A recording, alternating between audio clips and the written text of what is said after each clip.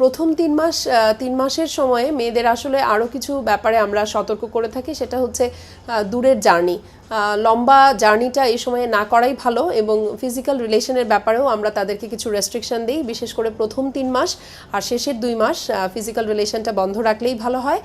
আর regular ওয়ার্কের ব্যাপারে আসলে কোনো বিধিনিষেধ নেই। একটি মেয়ে তার প্রয়োজনীয় যে কাজগুলো, রেগুলারের যে অ্যাক্টিভিটিস, সেগুলো কিন্তু করতে পারবেন। এমনকি কেউ যদি অফিস ওয়ার্ক করেন, যাদেরকে প্রতিদিন হয়তো অফিসের কাজে বাইরে যেতে হয়, তাদের শুধু চলাফেরার ব্যাপারে একটু কশন নিতে বলি আমরা, যে এমনভাবে চলাফেরা করতে হবে যাতে ঝাঁকি না লাগে, অথবা খুব হেভি ওয়ার্কটা আমরা করতে মানা করি, ভারী কোনো কিছু টেনে তোলা, এগুলোর ব্যাপারে একটু নিষেধাজ্ঞা আরোপ করে থাকি।